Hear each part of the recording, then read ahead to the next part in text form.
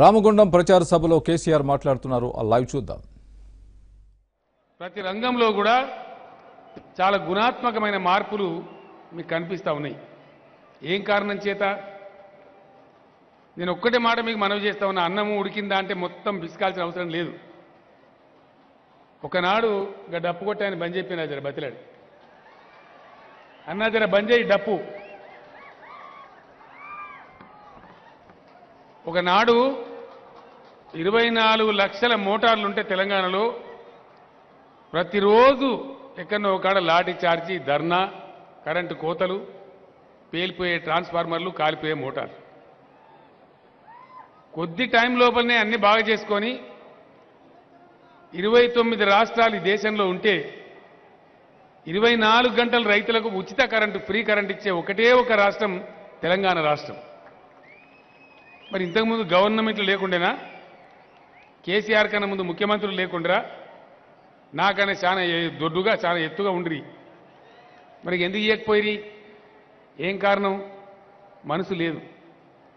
ఇలా మీరు వింటా ఉన్నారు, ఏది రాహుల్ గాంధీ, నరేంద్ర మోడీ, ఇక వాళ్ళ నోటికి మొక్కాలే. ఇంకొకటి కూడా మీరు మంచిగా ఆలోచన చేయాలి, దయచేసి శాంతంగా ఆలోచన చేయండి. వాళ్ళిద్దరు రోజు ఒకని మీద కూడా అస్థిని లెక్కించుడు. నువ్వు చోరనొకడు, నేను కాదనొకడు, నువ్వు ఈ చోరంటే నేను ఆ చోరంటే కొట్లాడుతూ ఉన్నారు. అంటే ఎందుకు కొట్లాడుతున్నారు వాళ్ళు? వాళ్ళు ఇల్లేంది, వాళ్ళ బొబ్బేంది, మనం ఆగం కావాలి. ఎందుకంటే దాని ఉన్న కిటుకున్నది. ఈ దేశాన్ని పరిపాలించింది ఎవడండి? నాకు అర్థం కాదు. కాంగ్రెస్ బీజేపీలే కదా, ఇంకెవడన్నా పరిపాలించనా? మధ్యలో కొద్ది సమయమే వేరే వాళ్ళు ఉన్నారు, వాళ్ళని కూడా వీళ్ళు బతకనీయలే. ఒక 5-6 ఏళ్ళు మొత్తం కాంగ్రెస్ బీజేపీ పరిపాలన చేసింది. మరి దేశాన్ని మందెవడో పరిపాలించినట్టు, దానికి జిమ్మెదారు వేరే వాళ్ళు అన్నట్టు, మళ్ళీ వీళ్ళే తూకిత్తా మైకిత్తా అనుకోవాలి. మనం బఫూనై ఎవరికో గుద్దాలి ఓటు, మళ్ళీ ఈ సన్నాసి కాకపోతే ఆ సన్నాసి, ఆ సన్నాసి కాకపోతే ఈ సన్నాసి రావాలి. అంతేనా? నరేంద్ర మోడీని దించుతాం, రాహుల్ గాంధీని ఎక్కిస్తాం, ఏమవుతుంది? ఈ దేశానికి ఏమైనా మారుతుందా? పేర్లు మారుతాయి. దీన్ దయాళ్ పేరు, శ్యామ్ ప్రసాద్ ముఖర్జీ పేరు పోయి మళ్ళీ జవహర్ లాల్, ఈ గాంధీ, ఆ గాంధీ, ఆ గంతకు మించి ఏమి రాదు. ప్రజలకు వచ్చిందా? వస్తే ఎక్కడ ఉన్నది చూపెట్టాలి, ఎక్కడ దాక్కొని ఉన్నది. 5 ఏళ్ళు అయింది ఇలా నరేంద్ర మోడీ వచ్చి. ఏం జరిగిందండి దేశానికి? ఒక్క పని?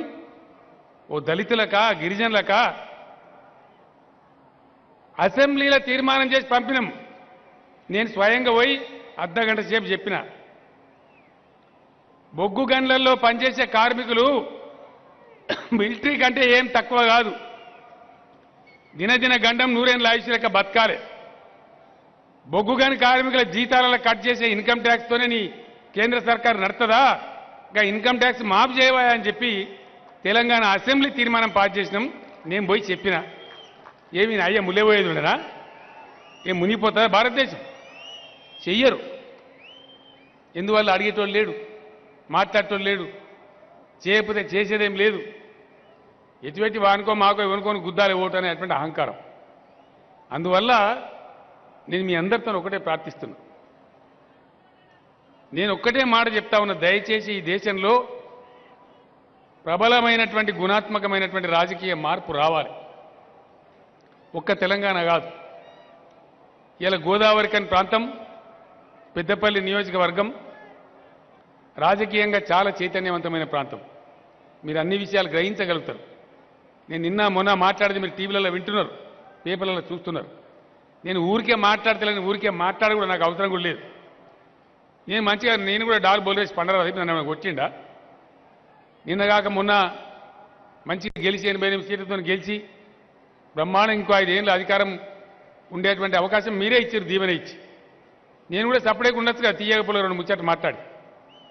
ఇలా నన్ను నీ భర్తం పడతానోగడు, నీ కథ చూపిస్తానోగడు, నన్ను బెదిరించుడు, బ్లాక్మెయిల్ చేసుడు. నేను ఎందుకు గెలుకోవాలి? పంచాయతీ ఎందుకు పెట్టుకోవాలి?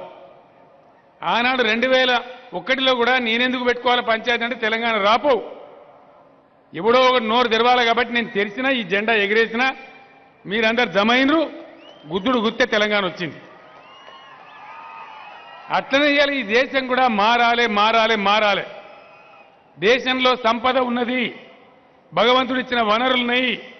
వాడే తెలివిలేని దద్దమ్మలు ఈ దేశాన్ని పరిపాలిస్తున్నారు. ఎస్, నేను అంటున్నా, ఒక జిమ్మదారు మనిషిగా, ఈ దేశంలో ఒక ముఖ్యమంత్రిగా, అవగాహన ఉన్న వ్యక్తిగా, అర్థం చేసుకున్న వ్యక్తిగా నేను మాట్లాడుతా ఉన్నా. 2 క్వశ్చన్లు అడిగితే ఎవడు సమాధానం చెప్పాడండి? రాహుల్ గాంధీ చెప్పడు, నరేంద్ర మోడీ చెప్పడు. ఏం బీమారా? తెలియదా? అమాయకులా? దేశంలో నీళ్లు లేక సాగునీళ్ళకి తాగునీళ్ళకి కటకట ఉన్నదా? నీళ్లు ఉండి కూడా మీ చేతగానితనం వల్ల ఉన్నదా? కమాన్ డిస్కస్, మాట్లాడదు. 3.5 లక్షల మెగావాట్ల కరెంటు దేశంలో ఉత్పత్తి అయి అందుబాటులో ఉంటే ఎంత వాడుతున్నాం? ఎందుకు వాడతలేం? మీరు అవలంబించే తప్పుడు పవర్ పాలసీ కాదా? దీనికి సమాధానం చెప్పారు. కేసీఆర్ జాతకం చూసుకుంటాడు, వీడి సంకల గోక్కుంటాడు. గిదే మాట్లాడే. ఎవడు ఏడ గోక్కుంటేంది, ఎవడు ఏడవంటేంది, ఏం తింటేంది?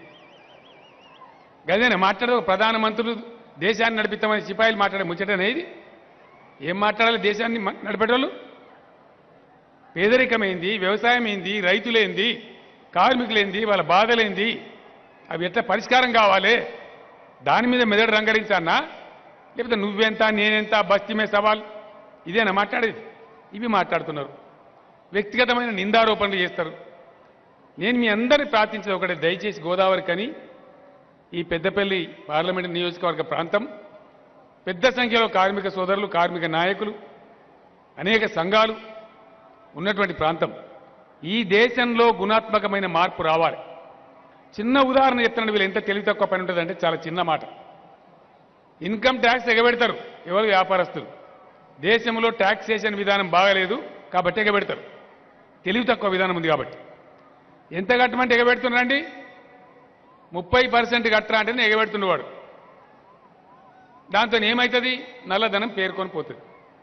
ఆ నల్లధనం మార్కెట్లకు దేవాలి తెలివికల్ల దేశాలు, తెస్తాయి తెలివికల్ల దేశాలు. మన దేశంలో కూడా వాలంటరీ డిస్క్లోజర్ స్కీమ్ అని, ఎమ్నెస్టీ అని చాలాసార్లు ఇస్తారు. డబ్బులు రావు. కారణం ఏంది? ఎప్పుడైతే ఎమ్నెస్టీ ఇస్తున్నారో, వాలంటరీ డిస్క్లోజర్ ఇస్తున్నారో 70% గట్టు డిక్లేర్ చేయంటారు. 30 గట్టకనే వాడు దొంగతనం చేశాను, 70 గట్టమంటే కడతాడా? మన పక్కకే ఉంటుంది ఇండోనేషియా అని ఒక దేశం. అక్కడ స్కీమ్ పెట్టినరు, 4% కట్టమన్నారు. 24 లక్షల కోట్ల రూపాయలు వాళ్ళ మార్కెట్లోకి వచ్చినాయి. గంత చిన్న దేశానికి గంత డబ్బు వస్తే, ఇటువంటి స్కీమ్ కరెక్ట్ అమలు చేసినట్టయితే ఎన్ని లక్షల కోట్లు వస్తాయి? రిజర్వ్ బ్యాంక్ దగ్గర 13-14 లక్షల కోట్లు మూలుగుతున్నాయి. ఉండాలి 2-3 లక్షల కోట్లు ఉండాలి. 10 లక్షల కోట్లు వేస్ట్గా పడినాయి. మహారత్న కంపెనీల దగ్గర ఇంకో 12-13 లక్షల కోట్లు మూలుగుతున్నాయి. వాటిని వాడే తెలివి లేదు. 20-25 లక్షల కోట్ల రూపాయలు వృధాగా పడి ఉంటున్నాయి. వాటిని వాడే తెలివి లేదు. అవి వాడం, దాని మీద చర్చ పెట్టం. నేను ఒక్కటే మాట మీతో మనవి చేస్తా ఉన్నా. ఈ దేశం అన్ని రంగాలలో ముందుకోయేటువంటి అవకాశాలు పుష్కలంగా ఉన్నాయి. అత్యధికంగా యువకులున్న దేశం ఇవాళ ప్రపంచంలో ఏ దేశం రా అంటే మన భారతదేశమే. అవకాశాలు లేక కాదు, పనిచేసే మనుషులు లేక కాదు, యువశక్తి లేక కాదు, ఖనిజ సంపద లేక కాదు, నీళ్లు లేక కాదు, అన్నీ ఉండి ఈ సన్నాసుల పరిపాలన వల్ల దేశం దెబ్బతింటా ఉన్నది. అవసరానికి మించిన కరెంటు ఉంటే కూడా సగం కరెంటు కూడా వాడే తెలివి లేదు. సగం దేశం చీకట్లో ఉంటుంది. ఉత్తర భారతదేశానికి పోతే రోజు కరెంటు కోతలు, రైతులకు కోతలు పెడతారు.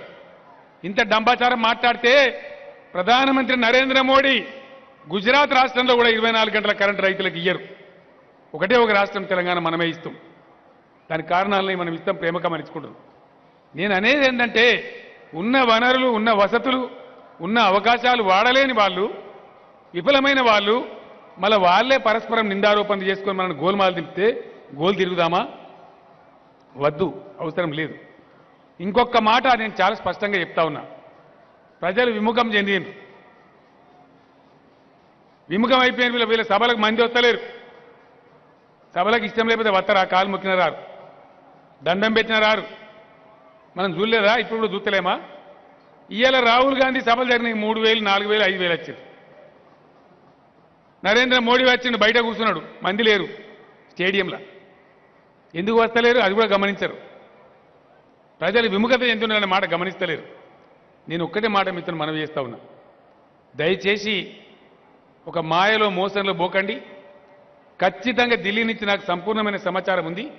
అనేక రాజకీయ మిత్రులు కావచ్చు, విశ్లేషకులు కావచ్చు, పత్రికా విలేకరులు కావచ్చు, అనేక మంది చెప్తా ఉన్నారు బీజేపీకి కానీ కాంగ్రెస్కి కానీ డైరెక్ట్ మెజార్టీ వస్తలేదు.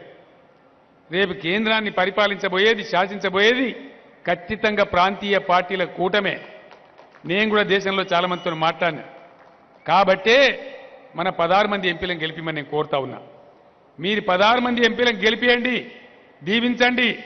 ఈ దేశ రాజకీయ గతిని, గమనాన్ని, దిక్కును, దిశను మార్చడానికి నాకు భగవంతుడు ఎంత శక్తి ఇచ్చిండో అంత శక్తి నా మేధస్సు రంగరించి ఈ దేశం బాగు కోసం కొట్లాడతానని చెప్పి నేను మనవి చేస్తా ఉన్నా.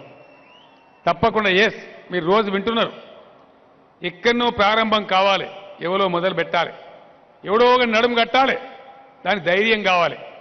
కాబట్టి నేను ఆ పిలిపించిన చాలామందితో మాట్లాడినా, చాలామంది కలిసి రావడానికి సిద్ధంగా ఉన్నారు.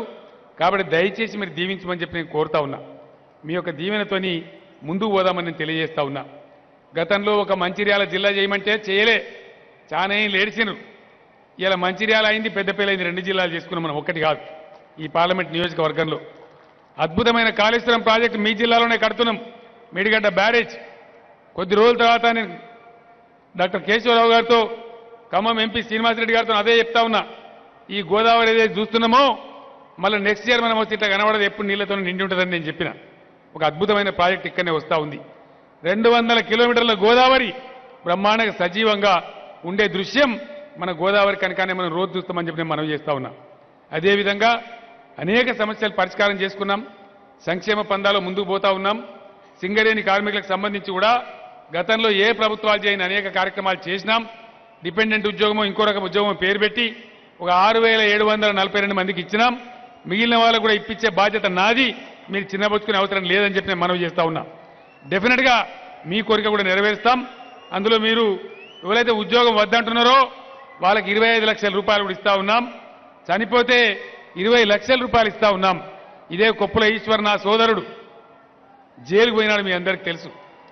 ఆనాడు 1 లక్ష రూపాయలు ఇవ్వమంటే ఇయ్యలే, 2 లక్షలు ఇవ్వమంటే ఇయ్యలే, లాఠీ చార్జీ చేసినారు, కొట్టినారు. కొప్పుల ఈశ్వర్ లాంటి కార్మిక నాయకులు తీసుకుపోయి 4 రోజులు జైల్లో పెట్టినారు.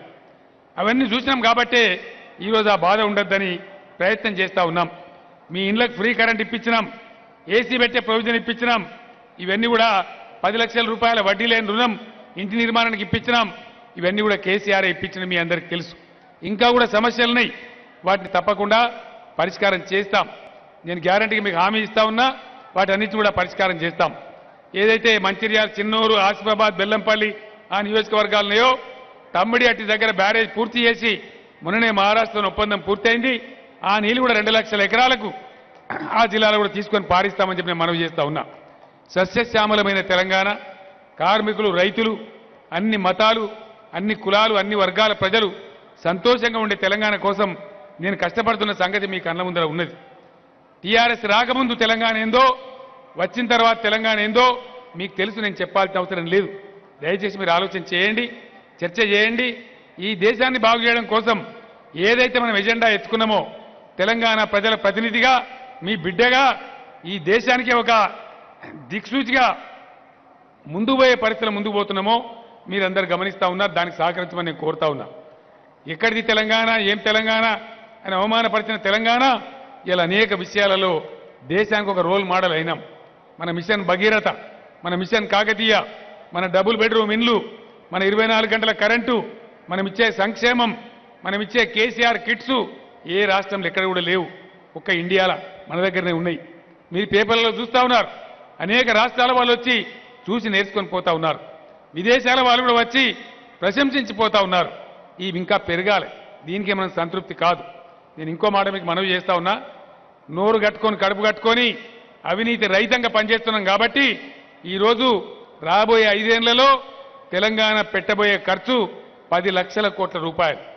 అదేవిధంగా మన ఆర్థిక అభివృద్ధి బాగా పెరుగుతుంది కాబట్టి 5 ఏళ్ళు ఇచ్చిపెడితే, అంటే ఈ 5 ఏళ్ళు వచ్చే 5 ఏళ్ళు 10 ఏళ్ళు కలిపితే తెలంగాణ రాష్ట్రం చేయబోయే ఖర్చు 30 లక్షల కోట్ల రూపాయలు.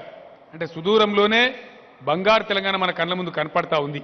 1,25,00,000 ఎకరాలకు పంటలు పండే తెలంగాణ త్వరలోనే సాకారం కాబోతా ఉంది.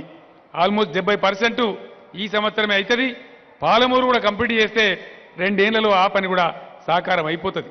అటు సుజల తెలంగాణ, మంచినీళ్లకు సాగునీళ్లకు బాధలేని తెలంగాణ, సర్వ మతాల ప్రజలు సంతోషంగా కలిసి ఉండే తెలంగాణ, అందరూ కూడా సంతోషంగా ఉండే తెలంగాణ ఆవిష్కారం అవుతా ఉన్నది. పిల్లలను చదివించే ప్రయత్నం చేస్తూ ఉన్నాం. రెసిడెన్షియల్ పాఠశాలలు మీ కళ్ళ ముందర ఉన్నాయి. ఎస్సీ, ఎస్టీ, బీసీ మైనార్టీల కోసం 1,20,000 రూపాయలు ఒక విద్యార్థి మీద ఖర్చు పెట్టి బ్రహ్మాండమైన ఇంగ్లీష్ మీడియం విద్య అందించి పిల్లలను తయారు చేస్తూ ఉన్నాం. అవన్నీ కూడా మీ కళ్ళ ముందర ఉన్నాయి. కొన్ని కోరికలు మీకు ఉన్నాయి. గోదావరి కన్లో మా పాత ఎమ్మెల్యే కావచ్చు, కొత్త మిత్రుడు ఇప్పుడు కోరకంటి చందర్ కావచ్చు, ప్రతిసారి నన్ను అడుగుతా ఉన్నారు, రామగుండంలో మెడికల్ కాలేజ్ కావాలి. తమ్ముడు కోరుతున్నాడు కాబట్టి గ్యారంటీగా రామగుండంలో మెడికల్ కాలేజీ ఏర్పాటు చేపిస్తా, అది నా బాధ్యత అని చెప్పి నేను మనవి చేస్తా ఉన్నా. ఇంకెవరో వేరే వాళ్ళు రాలేదు కాబట్టి దయచేసి మీరు చెన్నూరులో రెవెన్యూ డివిజన్ కూడా కావాలని కోరినారు. తప్పకుండా 100% మా యువ టైగర్ సుమన్ అక్కడ ఇప్పుడు ఎమ్మెల్యేగా ఉన్నాడు కాబట్టి 100% చెన్నూరు రెవెన్యూ డివిజన్ కూడా ఏర్పాటు చేపిస్తానని నేను మనవి చేస్తా ఉన్నా. కొన్ని మున్సిపాలిటీలు కావాలని కోరినారు. క్యాతన్పల్లి, నర్సాపూర్, నస్పూర్ అదంతా కలిపి మంచిర్యాల కలిపి కార్పొరేషన్ కావాలని కోరుతా ఉన్నారు. దానికోసం కూడా తప్పకుండా ప్రతిపాదన చేసి మంజూరు చేస్తామని చెప్పి నేను మనవి చేస్తా ఉన్నా. చాలా సంతోషం, మీరు చాలా పెద్ద సంఖ్యలో వచ్చినారు. ఒక మాట మీకు మనవి చేస్తాను. పోడు భూముల సమస్య కావచ్చు, రైతుల భూముల పట్టాల సమస్య కావచ్చు, ఇతర సమస్యలు కావచ్చు, చాలా ఉన్నాయి. పోయిన టర్మ్లో ప్లానింగ్ కోసమైన సమయం ఎక్కువ పోయింది. కానీ ఈసారి ఫీల్డ్ మీదకి నేనే ప్రత్యక్షంగా రాదాల్చుకున్నా. ప్రతి జిల్లాలో 2 రోజులు లేదా 3 రోజులు ఉండి రోజు 2-3 గంటలు ప్రజా దర్బార్ పెట్టి ప్రజలందరినీ కలిసి అన్ని వర్గాల ప్రజలు నేనే స్వయంగా కలిసి అన్ని సమస్యలు కూడా చర్చ చేద్దాం. నేను గోదావరి కని కూడా ఆ ట్రిప్లో భాగంగా తప్పకుండా వస్తా. వచ్చినప్పుడు చాలా అభిప్రాయాలు పంచుకుందాం. ఇతర బర్మనచ్చి బుర్మన్ బోర్డు కాకుండా ఇక్కడనే ఉంటా కాబట్టి అన్ని అభిప్రాయాలు కూడా మీకు పంచుకుంటాను. మీ సమస్యల పరిష్కారంలో పార్టిసిపేట్ చేస్తా అని చెప్పి నేను మనవి చేస్తా ఉన్నా. 6:20 అవుతుంది మా గన్మ్యాన్ చెప్తా ఉన్నాడు. ఇంకో 4 నిమిషాలు నేను బయలుదేరాల. ఇక్కడ 6:30 లాస్ట్ ఫ్లయింగ్ టైం ఉంది. అట్టయితే రాణిస్తే లేకపోతే రానియరు. నేను వస్తా కాబట్టి ఇక్కడనే కూర్చొని అన్ని సమస్యలు పరిష్కారం చేద్దాం. రైతుల భూముల పట్టాల విషయంలో, మ్యుటేషన్ల విషయంలో దయచేసి ₹1 కూడా ఎవరికి లంచం ఇవ్వకండి. జస్ట్ జూన్, జూలై వరకు ఆ ఓపిక పట్టుకోండి. కొత్త రెవెన్యూ చట్టాన్ని తెస్తా ఉన్నాం. కొంతమంది ఏదో దుర్మార్గులు నేను రెవెన్యూ ఉద్యోగులకు వ్యతిరేకం పోతున్నానని దుర్మార్గమైన ప్రచారాలు చేస్తా ఉన్నారు. తప్పు. ఆ విధమైన పద్ధతి గవర్నమెంట్కు లేదు. ఎవరి మీద కూడా ప్రభుత్వం వ్యతిరేకంగా ఉండదు. ప్రజల పక్షంగా ఉంటుంది, రైతుల పక్షంగా ఉంటుంది, కానీ ఎవరికి వ్యతిరేకంగా ఉండదు. ఎవరికి కూడా నేను నష్టం రానియా. బేసిక్గా నేను నష్టం చేసే వ్యక్తిని కాదు. ఆ విషయం మీకు కూడా తెలుసు అని చెప్పి నేను మనవి చేస్తా ఉన్నా. ఈరోజు బోర్లకుంట వెంకటేశ్వర్లు ఒక ఉద్యోగిగా రిటైర్మెంట్ తీసుకొని ప్రజాసేవ కోసం ముందుకు వచ్చినాడు. విద్యాధికుడు, చదువుకున్నవాడు, వినయ విధేయత ఉన్నవాడు, పెద్దపల్లి ఎంపీగా ఒక నేత కాని సమాజానికి గుర్తింపు రావాలని చెప్పి, వాళ్ళకి ఎప్పుడు గుర్తింపు రాలేదు కాబట్టి రావాలని చెప్పి ఒక ప్రేమతోని నేను టికెట్ ఇచ్చి ఆశీర్వదించడం జరిగింది. కాబట్టి ఆ సోదరుణ్ణి వెంకటేష్ గారిని వారి కారు గుర్తు కొట్టేసి పెద్ద మెజార్టీతో గెలిపించి దయచేసి మన గౌరవాన్ని పెంపొందించాలని చెప్పి నేను కోరుతా ఉన్నా. మళ్ళీ వచ్చినప్పుడు అన్ని అభిప్రాయాలు మీతో పంచుకుంటా కాబట్టి వెంకటేష్ నేత గారి యొక్క కారు గుర్తుకే ఓటేసి వారిని గెలిపించాలని మీ అందరికీ వినయపూర్వకంగా అప్పీల్ చేస్తూ నేను సెలవు తీసుకుంటా ఉన్నా. జై తెలంగాణ. చల్లవాటర్ అయింది గోదావరి కానీ జై తెలంగాణ, జై తెలంగాణ. వెంకటేష్ నేత గారి కారు గుర్తుకే, కారు గుర్తుకే. జై తెలంగాణ. ధన్యవాదాలు. Thank you.